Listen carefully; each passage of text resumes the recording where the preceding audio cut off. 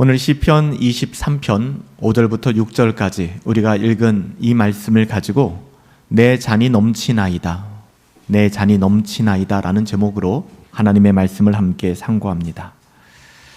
내 잔이 넘치나이다.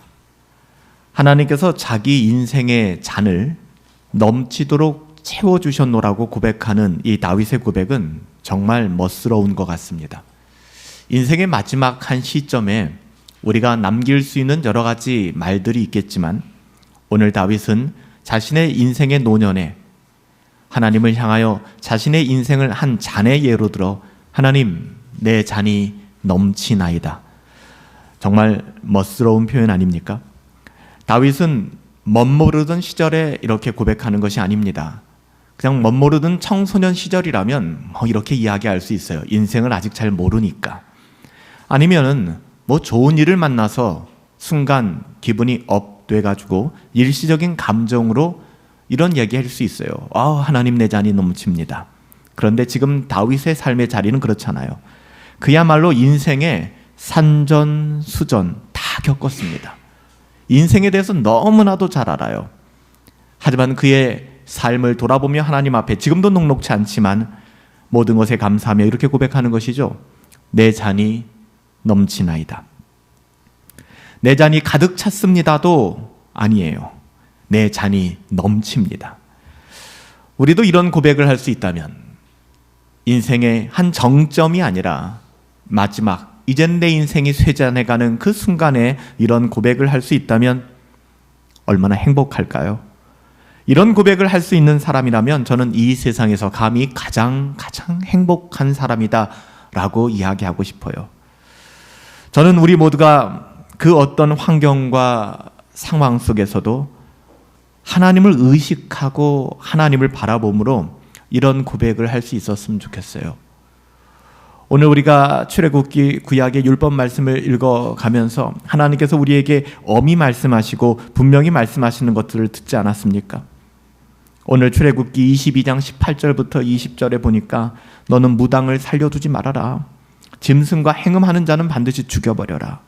여호와 외 다른 신들에게 제사를 드리는 사람은 이 땅에서 다 멸하라. 이렇게. 여러분, 율법의 요구가 사라진 게 아닙니다. 얼마 전에 한 청년들과 만나서 교제할 수 있는 시간이 있었는데 그 친구들이 그런 얘기를 하더라고요. 목사님, 요즘 파묘라는 영화를 좀 된 이야기입니다. 굉장히 핫하게 젊은이들이 좋아해요. 왜 그걸 그렇게 좋아하니? 라고 물어보니까 이 친구들이 하는 말이 가죽 점퍼를 입은 여자 무당이 너무 매력적이에요 라고 얘기를 하는 거예요. 제 귀를 의심했습니다. 가죽 점퍼를 입고 나오고 휘파람을 불며 마치 뭔가 영접한 듯한, 그런데 젊은 한 여인, 이게 매력적이라는 거예요. 그럴 거라고 생각하지 않았던 한 연예인이 어떤 예능 프로그램에 나와서 이야기하는데 그런 얘기를 하더라고요. 토정 비결부터 시작해서 운수를 보는 앱에 대해서 얘기하면서 이거 정말 딱 맞는다. 자기 여기에 중독됐다. 이걸 전파하고 다닌다. 그래서 그 사람과 작품을 찍는 모든 연예인들이 다 그 앱을 깔고서 아침마다 자기의 운수를 쳐보는 거죠. 굉장히 우리는 무뎌져 있습니다. 성경은 무당은 살려두지 말라고 얘기합니다. 이걸 도덕적으로 어떻게 인간이 인간을 죽일 수 있어라는 논리로 접근하지 마세요. 짐승과 행음하는 자들 반드시 죽이라고 명합니다. 여호와 이외의 다른 신들, 그 앞에 제사하는 사람들은 다 멸하라 라고 이야기를 합니다. 오늘날 기독교가 얼마큼 타락하고 변질되었는지, 예전부터 저는 군목들을 만날 때마다 제 동기들 중에도 후배들 중에도 군목을 지낸 친구들이 있는데 이 친구들을 만나면 그런 얘기를 많이 하는 거예요. 내가 이번에는 몇천 명을 세례를 줬다. 제가 그건 알고 있죠. 진중 세례라고 하죠. 군대는 지금은 많이 달라졌는지 모르겠지만 초코파이 하나로 종교 행사가 갈려집니다. 사찰에서 초코파이를 2개를 주면은 그날은 다 사찰을 가서 거기서 종교 행사를 합니다. 기독교에서 라면을 끓여준다 그러면 지난주까지만 해도 사찰에 가던 아이들이 다 기독교로 몰려듭니다. 천주교도 마찬가지고요. 군종장교들에 의해서 진행되는 종교 예식이라는 것이 다 이런 식이죠. 초코파이 하나에, 그리고 군대에서의 좀 불편한 내무 생활에서 면제받을 수 있다라는 그 이유 하나로 종교 생활을 하고 이런 친구들을 모아놓고 진중에서 세례를 준다는 것이죠. 논산에서 군목을 했던 친구가 그런 얘기를 하더라고요. 자랑스럽게. 이번에는 너무 사람이 많아서 파이프, 호수를 갖다 대고 물을 뿌렸다는 것입니다. 굉장한 영웅 심리를 가지고 무용담을 얘기하는 것이죠.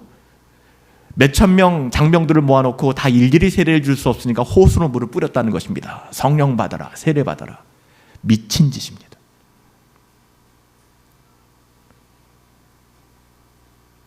세례를 모욕하는 것입니다.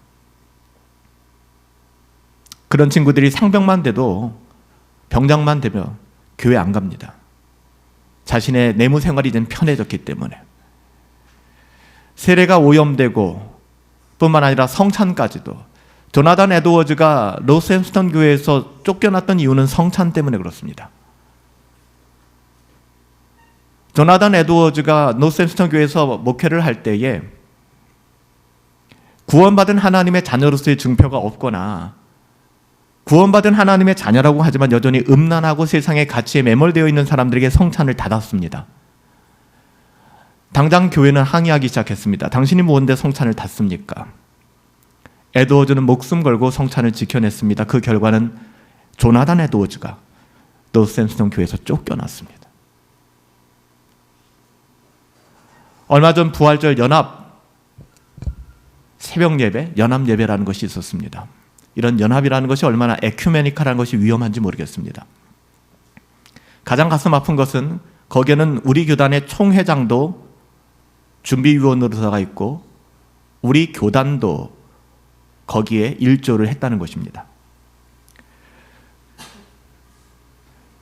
성찬이 있었습니다. 저는 개인적으로 아무리 그 사람이 구원의 확신이 있고 지금 당장 세례를 주어도 문제가 되지 않는다 할지라도 교회 법에 맞추어 세례를 줄 뿐만 아니라 세례를 받지 않았다면 아무리 구원의 확신이 있고 아무리 경건하게 살아도 성찬에 참여하지 못하도록 막고 있습니다. 그리고 세례를 받은 후에 성찬에 참여하게 성찬을 열어두죠. 각 교단의 총회장이 되고 각 교단에 굉장한 영향력을 끼친다는 기독교 방송만 틀면 늘 나오는 그분들의 손에 의해서 불신자들이 성찬을 먹고 마시며 능욕하는 일들이 일어났습니다. 여러분 이것이 별것 아니라고 생각하십니까? 여러분 왜 이런 일들이 일어날까? 여러분 그것은 국가 원수뿐만 아니라 그 어떤 권위를 가진 사람도 성찬에 자격이 없는 사람은 성찬에 참여해서는 안 되는 것입니다. 심지어는 구원받은 하나님의 자녀라 할지라도 그 속에 죄가 절제되지 못하고 내 안에 구원에 수많은 갈등들이 있다면 너희는 성찬을 스스로 제한하라고 이야기를 합니다. 먹고 마시는 것이 죄를 먹고 마신다라고 이야기를 합니다. 왜 이런 일이 일어날까? 우리가 살아가는 삶의 자리에서 하나님을 의식하지 못하기 때문에 그래요. 하나님을 의식하지 못하기 때문에. 하나님을 바라보지 못하기 때문에. 여러분 우리가 하나님을 의식하고 하나님을 바라볼 수 있다 그러면 오늘 다윗의 고백처럼 자신의 삶에 자족하게 될 것이고 내 삶 속에 일어나는 모든 인생의 여정들이 하나님의 주권과 섭리 가운데 있다는 것도 인정하게 될 거예요. 그래서 도무지 우리는 일상 속에서 하나님을 가까이 하지 않거든요. 일주일에 한 번 이젠 주일이라는 말도 쓰지 않죠. 우리가 쉽게 일요일이라는 말을 쓰고 있어요. 일주일에 택한 그 한 날도 우리는 하나님을 깊이 생각하거나 하나님을 묵상하는데 우리의 마음을 들이지 않는 것들을 보게 됩니다. 오늘 시편 23편 5절을 보시면 하나님께서 다윗을 얼마나 극진히 대해줬는지 다윗은 알고 있었어요. 여러분 일주일의 삶을 사시면서 정말 하나님이 나를 위하시는구나. 나는 하나님밖에는 없구나. 내가 주 위에 살겠습니다. 주님 날 위해 사셨네요. 내가 주 위에 죽겠습니다. 아니 주님이 날 위해 먼저 죽으셨군요. 여러분 이 은혜가 없다면 우리의 삶은 정말 메마른 삶이 될 것입니다. 다윗은 그렇지 않았어요. 얼마나 극진히 나를 대해 주셨는지 다윗은 너무나 잘 알고 있었어요. 그래서 다윗은 뭐라고 이야기합니까? 오늘 본문 5절 말씀에 보면 주께서 내 원수들이 보란 듯이 그들의 눈앞에서 내게 상을 차려주시고 기름으로 내 머리에 부으셨으니 내 잔이 넘칩니다. 여러분, 정작 우리도 다윗과 동일한 은혜를 누리며 살아가는데 우리는 이걸 느낄 수가 없는 것이죠. 여러분, 하나님께서는 다윗을 위하여 상을 차려주셨습니다. 테이블을 세팅해 주셨습니다. 그리고 그 자리에 앉은 다윗에게 기름을 부어주셨습니다. 여러분, 이 장면은 매우 스페셜한, 매우 특별한 손님에 대한 아주 영광스럽고 영예로운 대접입니다. 귀빈을 맞이하는 모습이죠. 다윗은 전혀 그럴 사람이 아니었습니다. 자격이 없어요. 그럼에도 불구하고 하나님께서는 다윗을 그렇게 인도하셨노라고 고백하는 것입니다. 다윗의 잔에 포도주를 부어주시는데 흘러넘치도록 풍성하게 부어주세요. 이 얼마나 영광스러운 일입니까? 감히 잔을 들지 못하는 내게 내 잔이 넘칩니다, 하나님. 그래서 다윗은 자기의 인생이 행복한 이유, 다윗은 행복했어요. 다윗은 자신의 인생의 행복한 이유를 6절에서 이렇게 설명합니다. 내 평생의 선하심과 인자하심이 반드시 나를 따르리니 내가 여호와의 집에 영원히 살리로다. 여기서 우리가 눈여겨볼 시브리어 단어가 있는데요. 시브리어 단어를 아실 필요는 없고요. 여기서 사용된 평생의 선하심과 인자하심이 반드시 나를 따르리니 라는 따른다라고 하는 동사입니다. 여기서 따른다라는 말의 본래의 의미는 무언가를 추격한다는 거예요. 우리가 가끔 영화나 이런 데를 보면은 추격신이 있잖아요. 누군가를 계속해서 좁은 골목을 추격하고, 아니면은 순찰차가 범인으로 추정되는 용의자의 차를 집요하게 추적하는 장면들을 우리가 요즘엔 무슨 실생활 속에서도 심지어는 드론이나 아니면은 헬기 영상을 통해서 그 추격하는 씬들을 우리가 보곤 합니다. 여기서 사용하는 내 평생의 선하심과 인자하심이라는 것이, 하나님의 인자하심이 반드시 나를 따르리니, 이게 바로 그 단어입니다. 추격한다. 다윗은요, 자신의 인생을 하나님께서 선하심과 인자하심으로 추격하신다고 얘기합니다. 쫓아오시는 거예요. 이는 하나님의 선하심과 인자하심에 결국에는 붙잡힐 수밖에 없다라는 인생의 고백인 것입니다. 하나님을 제대로 알지 못하는 사람들은요, 이런 말이 되게 숨막히고 답답할 거예요. 하나님이 나를 추격하신다고 좀 모른 척 해주셨으면 좋겠는데, 하나님이 불꽃 같은 눈동자로 나를 바라보신다고, 그리고 나는 결국에는 하나님께 붙잡히게 될 거라고, 싫어요. 이럴지도 모르겠어요. 그 이유가 뭘까? 하나님을 제대로 알지 못하니까. 하나님이 내 인생을 추격하신다는 것 자체가 달갑지 않을 수도 있죠. 그게 아담이 가졌던 하나님으로부터 독립하겠다라는 아주 못된 마음, 이것이 바로 원죄의 쓴뿌리입니다. 이런 마음 속에는 하나님을 향한 나의 오해가 담겨 있는 거예요. 어떤 오해냐? 하나님은 나를 힘들게 하실 거야. 하나님이 나를 추격하신다면 나 너무 힘들어. 결국 하나님은 진노와 심판의 형벌을 내리시려고 나를 붙잡아서 이놈의 자식, 너 심판받아라, 이러려고 나를 쫓아오는 거야. 오해하기 때문에. 여러분, 하나님은 우리를 괴롭히시는 분이 아니세요. 그래서 다윗이 고백한 것처럼 하나님의 선하심을, 하나님의 goodness, 하나님의 정말 선하심을 놓치지 말아야 돼요. 그런데 우리는 하나님께 관심이 없으니까 한 주간을 살아가면서 다 잊어버리는 거예요. 하나님의 선하심도. 여러분, 이게 흔들리면 안 돼요. God is good. 하나님은 선하시다. 좋으신 하나님. 여러분, 이게 흔들리면 신앙 자체도 그냥 말장난이 돼요. 복음이 일상과 분리되고 축소되고 왜곡되는 이유가 여기에 있습니다. 우리가 금요 예배 때 그제부터 복음 중심의 삶이라는 굉장히 무겁지만 중요한 주제를 가지고 금요 예배를 시작했어요. 여러분, 우리가 회심이라는 게 뭔지 아세요? 회심이라고 하는 것은요, 하나님의 거룩하심과 나의 끔찍한 죄를 동시에 바라보는 순간 회심이 일어납니다. 하나님의 거룩하심과 나의 죄를 바라보면 이 간극을 해결할 수가 없거든요. 이 간극을 해결할 수 있는 유일한 분이 예수 그리스도잖아요. 이게 복음이에요. 그런데 하나님의 거룩하심도 볼 줄 모르고 나의 죄의 끔찍함도 볼 줄 모르는데 어떻게 복음을 이야기할 수 있을까요? 복음을 안다고 할 수 있을까요? 복음을 누릴 수 있을까요? 불가능한 것이죠. 그래서 날마다 복음 이야기하지만 복음이 뭔지를 전혀 모르는 거예요. 그러니 복음을 누릴 수도 없는 것이죠. 여러분, 복음이 일상과 분리되고 복음이 축소되고 십자가의 능력이 제한되는 이유가 바로 여기에 있습니다. 사도 바울은 복음은 하나님의 능력이다라고 얘기했는데, 여러분, 복음이 정말 여러분의 능력이 되셨나요? 여러분이 직장 생활하는 가운데, 여러분이 가정 생활하는 가운데, 여러분이 인간관계를 맺는 가운데 복음이라고 하는 것이 정말 능력이 있으셨나요? 아니면 복음이라고 하는 것은 늘 교회에서 목사를 통해서 듣는 것이고 교회 안에서 종교적인 언어로만 다루어지는 것으로 제한되고 있지 않나요? 그 이유가 뭘까요? 복음에 대한 오해죠. 다윗은요, 끝없이 하나님을 묵상했습니다. 하나님의 선하심을 바라보았죠. 그렇기 때문에 다윗은 하나님, 항상 내 잔이 넘칠 수밖에 없습니다. 주의 인자하심과 주의 선하심이 항상 나를 추격해 따라오십니다. 우리 주 예수 그리스도께서 우리를 대신하여 하나님의 진노와 율법의 형벌을 다 받으셨잖아요. 우리가 이 내용을 공부하려고 하이델베르크 교리문답도 계속 반복하는 거 아닙니까? 그런데 반복하면 뭐예요? 이것이 내 마음속에 울림이 없는 거예요. 지식으로 따지면 너무나 간단한 지식이니까 더 이상 이 지식은 지식 습득이 내게 만족을 주지 못하거든요.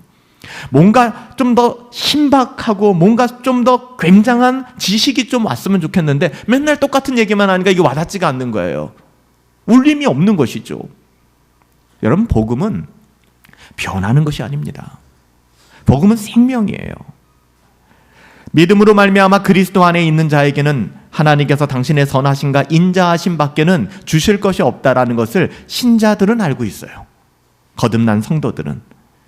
그래서 다윗은 6절에 뭐라고 얘기합니까? 주 안에 있는 사람은 이런 깊은 확신을 가질 수밖에 없다라는 것을 강조하고 있는 거예요. 자기가 그랬고.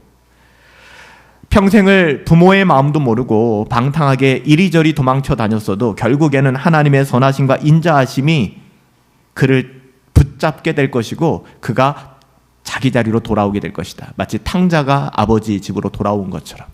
여러분, 이것을 우리가 좀 더 조직적으로 얘기하면 성도의 견인이다라고 얘기하는 거예요. 하나님은 놓지 않으세요, 우리를. 여러분 어떠세요? 하나님께 붙잡힌 바 되길 원하세요? 아니면 하나님이 좀 놓아주셨으면 좋겠습니까? 하나님, 조금이라도 더 빨리 나를 붙잡아 주세요 라는 마음이, 여러분, 우리가 이야기한 것처럼, 말씀을 나눈 것처럼, 우리가 조금 더 일찍, 우리가 찬양했던 것처럼 일찍 주의 뜻을 따라 살길 원합니다라는 그 고백이에요. 하나님, 내 인생이 낭비되길 원치 않아요. 하나님, 내 인생이 정말 더 이상 추잡하게 그 악과 연합하여 살고 싶지 않아요. 여러분 어떠세요? 하나님께 붙잡힌 인생이 비참해진다고 생각하십니까? 절대 아니죠. 이렇게 붙잡혔기에 수렁에서 건져내어 여호와의 집에 들어가 그곳에 영원히 거하게 되는 것입니다. 복음으로 맛보고 그리스도 안에 거하는 성도들의 삶은 바로 이런 것입니다. 여호와의 집에 영원토록, forever, 영원토록, 제한이 없는 거예요. 거기에 거하게 되는, 얼마나 영광스럽습니까? 잠깐의 부귀영화가 아닙니다. 영원토록. 물론 그럼에도 불구하고 우리의 관심은 자꾸 이 땅에 있잖아요. 우리가 이 세상을 살아가는 동안에 우리 가운데는 별의 별일이 다 일어나요. 제 설교문을 쓰면서 정말 이 한 문장이 좀 와닿더라고요. 인생을 살다 보면 별의 별일이 다 일어나더라. 저도 50년 넘게 반백년 인생을 살아오면서 돌아보면 참 별의 별일이 다 있었던 것 같아요. 어떻게 이런 일이 있을 수 있지? 때로는 이런 일들 속에서 신앙이 없다면 와, 진짜 운 좋았어, 재수 좋았어. 어떨 때는 재수 정말 없네. 여러분 이렇게 이야기하지만 여러분 어때요? 하나님 안에서 우리는 이 모든 순간 역시 하나님의 주권적 섭리 아래에 있다. 우리 이걸 양보하지 않잖아요. 그 어떤 일들도 이 또한 지나가리라 여기는 그것조차도 하나님께서 붙잡고 계심을 우리는 알고 있다는 것이죠. 우리는 잘 모르지만 그런 별의 별일 역시 하나님의 선하심과 인자하심으로 하나님이 우리를 붙잡으시려고 추적해 오시는 과정이구나를 볼 수 있어야 됩니다. 그게 바로 별의 별일들입니다. 어떻게든지 하나님께 붙잡히지 않고 내 뜻대로 살아보려고 그렇게 살아가는 인생을 하나님은 붙잡으시려고 하나님께서는 우리들에게 별일들을 다 행하시는 거예요. 우리에게 별의별 일들이 다 일어날 때, 특히 내가 승인한 적 없고 내가 요청한 적 없고 내가 인정할 수 없는 일이 내게 일어날 때 하나님 이거 지나가게 해주세요. 그럼 하나님 있다고 믿을게요. 이런 저급한 기도를 하지 마시고 이런 별의별 일까지도 하나님께서는 나를 하나님의 자녀로 불러주시기 위하여 나를 추적해 오시는 과정이구나. 여러분, 그렇게 우리는 우리의 인생을 해석해야만 합니다. 더불어 이 모든 것이 하나님의 은혜구나. 다윗 역시 마찬가지였다고요. 다윗의 인생, 여기서 제가 썰을 풀지 않아도 웬만큼 다 아시잖아요. 정말 억울하고 비참하고 말로 표현할 수 없는 별의별 일을 다 겪었지 않습니까? 근데 다윗이 뭐라고 얘기하는 거예요? 이 또한 하나님의 은혜였고 내 잔이 넘쳐 흐릅니다. 여러분, 이런 일들은 비단 다윗의 삶에만 일어나는 게 아닙니다. 다윗의 이 고백을 통해서 하나님께서는 그리스도 안에 있는 성도들의 인생이 얼마나 행복한 삶인가, 우리들이 모르고 있지만, 인식하지 못하고 있지만 얼마나 복된 삶인가를 말씀하고 있어요. 여러분, 이 세상을 사는 동안에 정말 절제되지 않은, 정제되지 않은 그런 마음을 나누면 그렇잖아요. 돈이 많으면 참 좋겠다. 때론 목사인 저도 로또 한번 사볼까? 뭔가 좀 요행이 있지 않을까? 돈이 많으면 좋죠. 하지만 돈이 많다는 것은 절대 행복의 조건이 되지는 않습니다. 우리 가운데는 그만큼의 돈을 가져본 사람이 없기 때문에 이걸 못 느낄지 모르겠지만 간접 경험을 통해서도 우리는 많이 확인할 수 있잖아요. 로또에 되거나 정말 천문학적인 금액을 얻게 된 그런 분들의 삶이 여러분 행복으로 마감되던가요? 그렇지 않다는 걸 너무나 잘 알잖아요. 돈이 많으면 좋아요. 하지만 행복의 절대 조건은 아니라는 것이죠.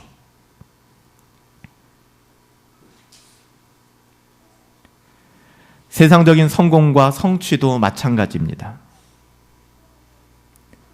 그래서 성도들은 이런 세상적인 가치관에 매몰되어서 삶의 우선순위, 이것을 돈과 명예와 나의 만족을 거기에 딱 갖다 두면은 여러분, 우리의 인생은 비참하게 바뀔 수밖에 없는 거예요.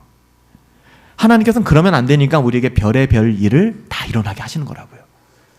여러분, 이렇게 우리 가운데 일어난 별의별 일들을 해석하게 되면은 우리가 좀 더 하나님의 자녀다움을 회복할 수가 있어요.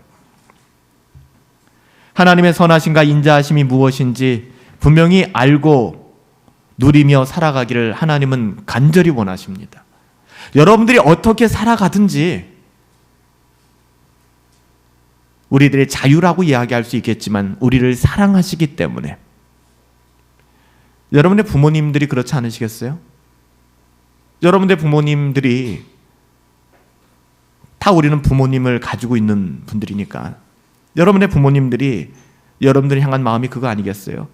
물론 여러분들의 삶에 대해서 부모님이 어떻게 다 바꿔놓을 수 있겠습니까? 자식이 우기고 가겠다 그러면 그 길을 막을 수 있는 부모가 어디 있겠습니까? 그럼에도 불구하고 에이 이 망할 자식 나가서 그냥 죽어라. 여러분, 이런 부모는 없단 말이에요. 늘 안타까운 마음을 가지고 돌아오기를, 시행착오를 줄이기를, 아픔과 고통을 좀 피할 수 있기를 바라는 것이 부모의 마음 아니겠습니까? 여러분, 하나님께서는 하나님의 자녀들을 향하여 그런 마음을 가지고 오늘도 지키시며, 여러분 이때 하나님을 향하여 독립선언하지 마세요. 나는 내 뜻대로 살게요. 하나님, 당신이 나를 추적하는 것, 하나님이 무슨 우리를 스토커이십니까? 스토킹하는 거 아니잖아요. 근데 우리는 그렇게 생각하는 경향이 있다는 것이죠. 성경과 교회의 역사를 보면 이런 과분한 하나님의 은혜를 누렸던 믿음의 사람들을 우리는 너무나도 쉽게 발견할 수가 있습니다. 우리가 늘 다루는 사람이지만 계속해서 다뤄도 정말 늘 은혜가 되는 사도 바울. 사도 바울은 육체에 가시가 있었습니다. 여러분, 사도 바울이 인간적으로 행복했던 사람 아닙니다. 육체에 가시가 있었습니다. 하나님께 기도했습니다. 하나님, 이 육체의 가시를 제거해 주십시오. 간절히 기도했습니다. 3번씩 반복하여 기도했습니다.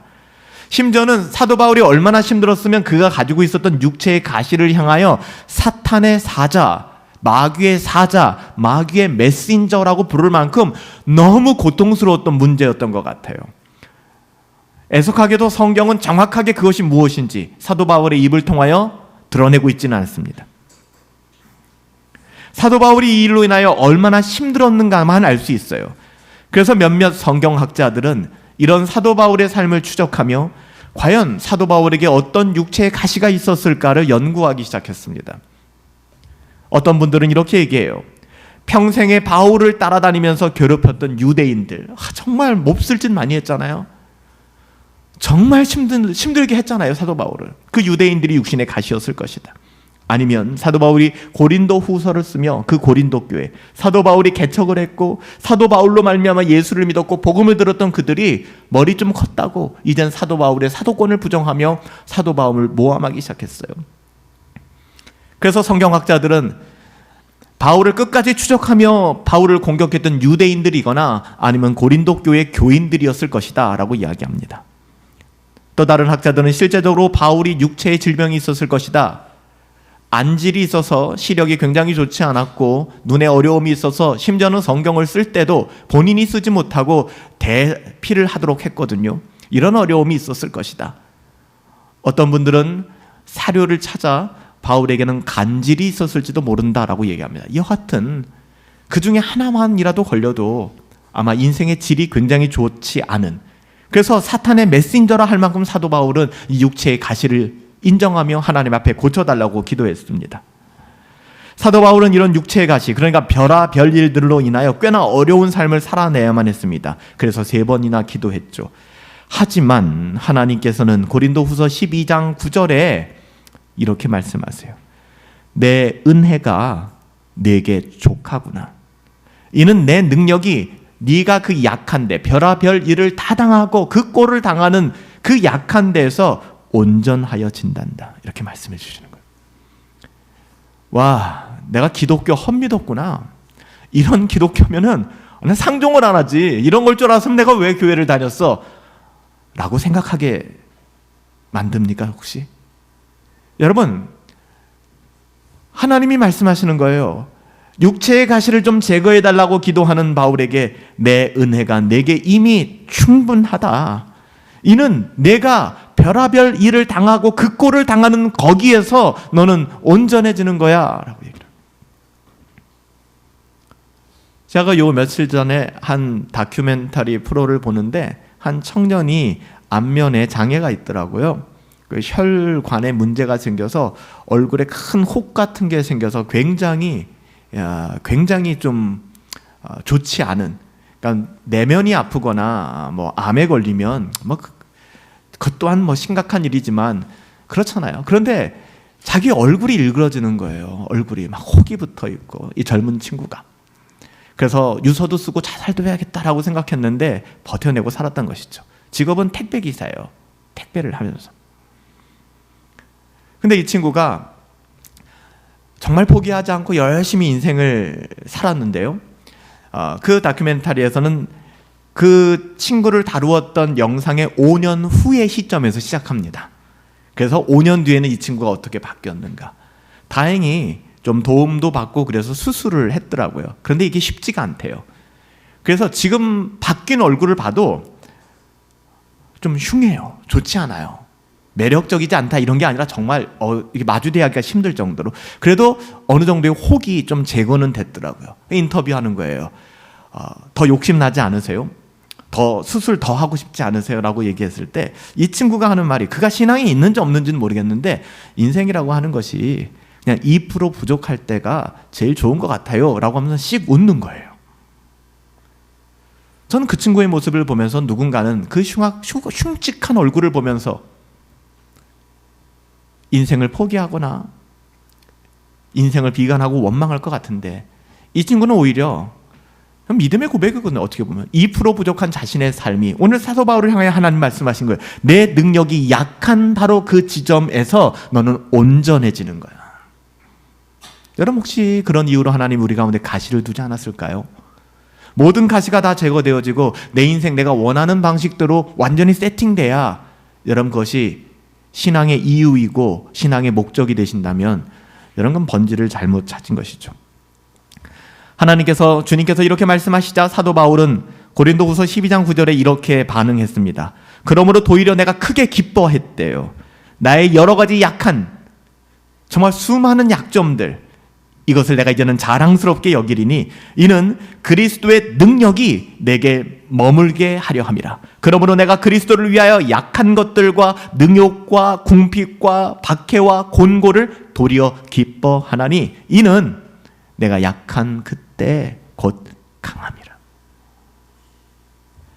여러분, 이것이 바로 환경과 상황의 문제가 아니라 과분한 하나님의 은혜를 누리는 사람이 보여주는 태도입니다. 이것은 자기가 바라는 대로 이루어졌기 때문에 만족하는 게 아닙니다. 번지수가 틀리죠. 이것은 여전히 원치 않는 약한 것들이 내 안에 있지만 이로 인하여 그리스도의 능력이 내 안에 머물게 되었다라고 고백하게 되는 것입니다. 아하, 이것이 결국 하나님께서 내게 은혜를 베풀어 주시려는 하나님의 뜻이었구나. 나의 약점이. 그래서 오늘 다윗은 뭐라고 고백해요? 내 잔이 넘치나이다.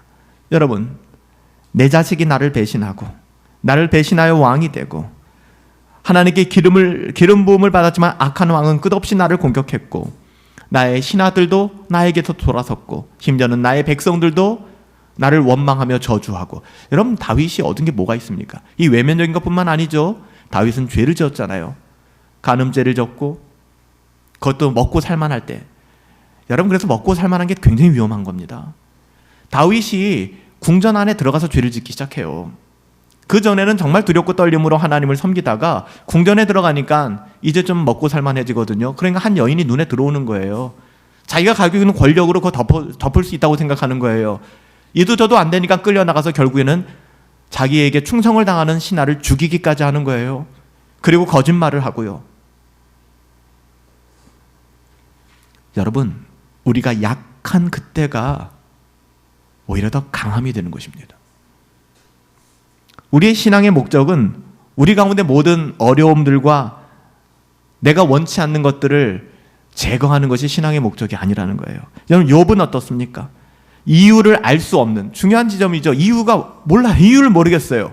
그런데 성경은 당대 의인이래요. 그러니까 보면 욥은 굉장히 잘 살았던 사람입니다. 하나님 앞에 의롭게. 근데 자기도 모르는 이유로 재난이 하루아침에 찾아와요. 모든 것이 다 날아갑니다. 이때 욥이 하나님을 예배하며 뭐라고 고백합니까? 욥이 일어나 겉옷을 찢고 머리털을 밀고 땅에 엎드려 예배하며 내가 모태에서 알몸으로 나왔은즉 또한 알몸으로 그리로 돌아갈지다. 주시니도 여호와, 거두시니도 여호와, 여호와의 이름 찬송받을지어다. 와, 이게 거의 범접할 수 없는, 그럼에도 불구하고 우리와 똑같은 인간이 내뱉는 고백입니다. 극심한 재난 속에서 과분한 은혜를 누린 사람 사도 바울과 욥, 수많은 사람들이 있지만 설교가 제한되어 있기 때문에 제가 두 분의 인생에 대해서만 말씀을 드렸어요.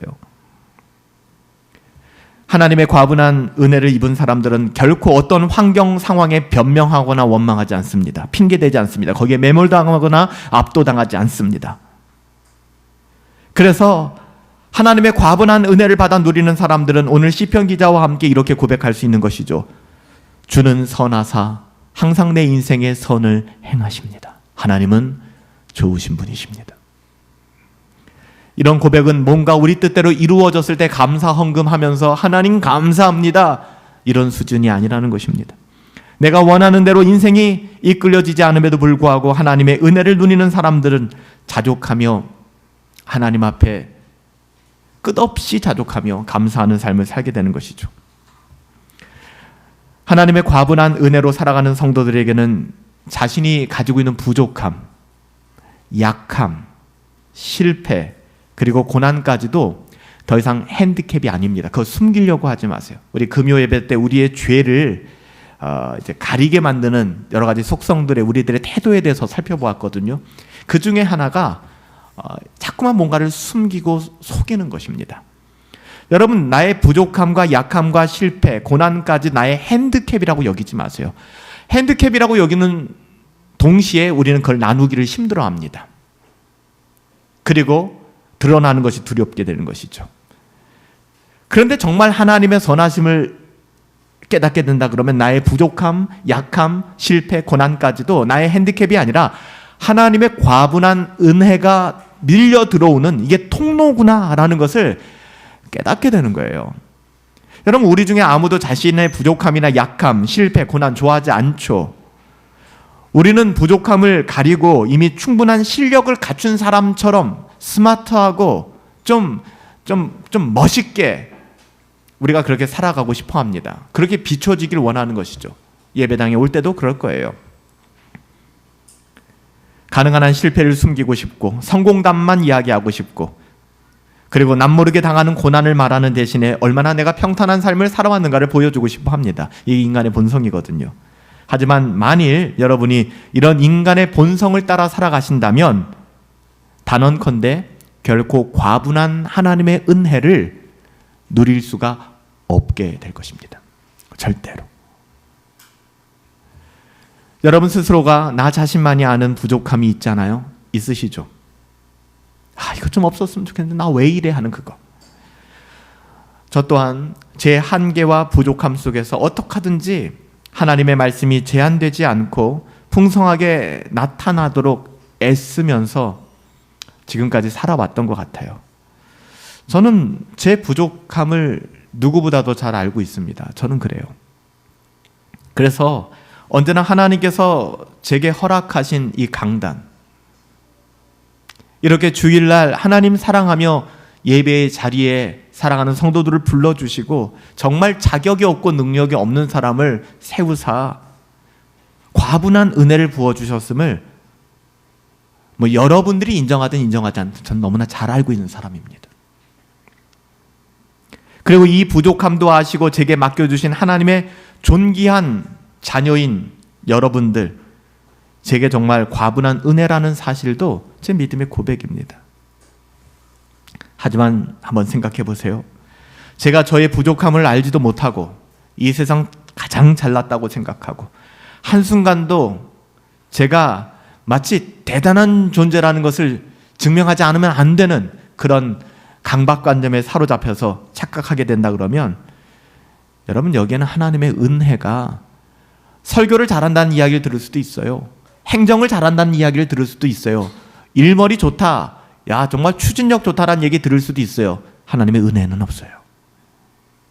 그래서 저는 교회를 섬기면서 가장 중요한 것은 예배의 회복이라고 믿습니다. 예배의 회복 없이 봉사하고 섬기는 것, 여러분 그것은 굉장히 치명적일 수가 있어요. 여러분 다시 한번 여러분의 삶의 자리를 하나님의 말씀과 기도로 예배로 다시 한번 회복해 가세요. 그 은혜가 넘쳐 우리가 하나님 앞에 봉사도 하는 것이고 이것저것 섬기는 것이지, 하나님은 능력이 없는 분이 아니시잖아요. 돌들로 아브라함의 자손을 만들 수 있는 분이신데요. 아무것도 알지 못하지만 자기 자신만이 알고 있는 그 약함, 여러분 이것은 하나님께서 우리에게 주신 은혜입니다. 하나님의 과분한 은혜가 머물게 하는 도구가 되는 것입니다. 하나님께서 당신의 자녀들에게 주신 약함은 이 자식 한번 고생해봐라. 너 정말 못됐지? 너 한번 어려워봐. 여러분 이렇게 준 게 아니라는 거예요. 이건 하나님의 선하심을 오해하기 때문에 여러분 자꾸 이렇게 생각하는 것입니다. 하나님이 하나님의 자녀들에게 주신 약함이 있다면 무너지라고 주신 것이 아닙니다. 열등감에 빠져가지고 나는 이거밖에 안 돼, 이렇게 살라고 주신 것이 아닙니다. 우리의 약함 때문에 하나님의 강함을 경험하게 하시고 그것을 의지하며 자신을 보호하며 살아가라는 거예요. 자신의 완전함에 죄짓게, 다윗처럼 왕궁에 들어가서 그가 제일 먼저 한 것은 죄짓는 일이었어요. 그렇다면 하나님, 난 왕궁에 거하고 싶지 않아요. 차라리 사울 왕에게 추격을 당하며 비참한 인생이라 할지라도 그때 기록했던 수많은 시편의 고백, 저 그렇게 살고 싶어요. 나의 약함이 곧 하나님의 강함을 드러내요. 여러분 이렇게 살고 싶지 않습니까? 여러분 사도 베드로를 생각해 보세요. 기고만장했던, 자신만만했던 사람입니다. 그런 그가 잡혀가 신문 받으시고 십자가를 향하시는 주님 앞에서 처절하게 무너지고 말았습니다. 이 실패가 평생 베드로에게 어떤 일을 했을까요? 여러분 베드로에게 낙인이 찍힌 거잖아요. 저 자식 저거 예수님 부인한 놈이야 저거.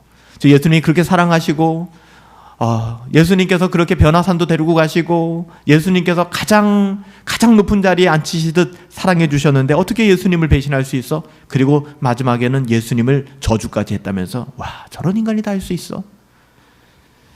여러분, 저는 베드로가 평생에 이 비참한 실패를 잊어버리기 쉽지 않았을 것이라고 생각합니다. 하지만 이 실패는 베드로를 교만하지 않게 만들어주는 안전장치가 되었을 것입니다.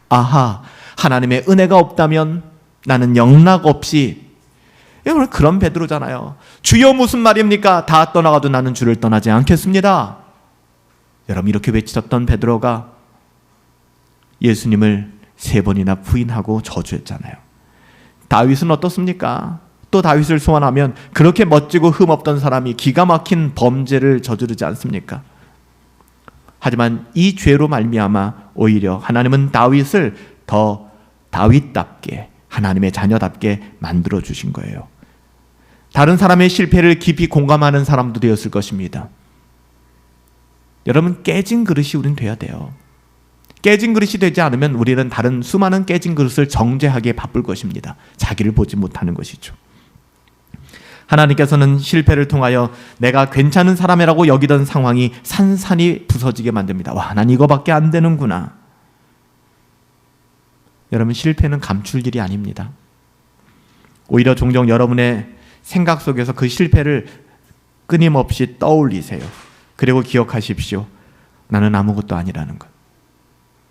나의 부족함이나 약함 또한 실패와 함께 하나님께서 내게 하나님의 은혜를 주시는 통로가 된다는 사실. 그래서 우리를 낮추신다는 사실. 여러분, 다윗은 그것을 알았기 때문에 먹고 살만해서 고백한 것이 아니라 하나님, 내 잔이 넘칩니다. 하나님의 인자하심과 하나님의 그 선하심이 나를 날마다 추격하여 쫓아오십니다. 사랑하는 여러분, 언젠가 우리의 삶은 마지막 지점을 통과하여 주님 앞에 이르게 될 것입니다. 여러분, 그 마지막 순간에 어떤 고백을 하시길 원하십니까? 평생의 삶 속에서 자신의 부족함과 약함, 실패와 고난을 감추고 남들이 부러워하는 삶을 한 100년, 80년 그렇게 살아가시다가 정말 우리가 정말 진지하고 정직해져야 되는 그 시간을 그렇게 낭비하다가 홀로 벌거벗겨진 채 하나님 앞에 서시겠습니까? 여러분, 그건 아니잖아요. 마지막 우리의 시간에 하나님, 내 잔이 넘치나이다. 여러분, 이렇게 고백하기 위하여 여러분 부탁드려요. 하나님을 인식하시고 일상 속에서도 복음의 가치가 무엇인가를 기억하시고 하나님의 과분한 은혜에서 멀어지지 않도록 여러분의 영혼을 여러분 살피시기 바랍니다. 주님, 주의 은혜가 너무 과분합니다. 그 고백이 필요해요. 미사의 여구가 아니라 정말 우리의 삶 속에서 이렇게 고백할 때 하나님께서 우리의 마음을 회복시켜 주실 거예요. 이런 고백이 우리들의 고백이 되었으면 정말 좋겠어요. 그리고 우리가 숨질 때 마지막 순간에 우리가 마지막 호흡을 내뱉으며 할 수 있는 그 말도 하나님, 내 잔이 넘칩니다 라고 고백할 수 있게 되기를 예수님의 이름으로 축복합니다.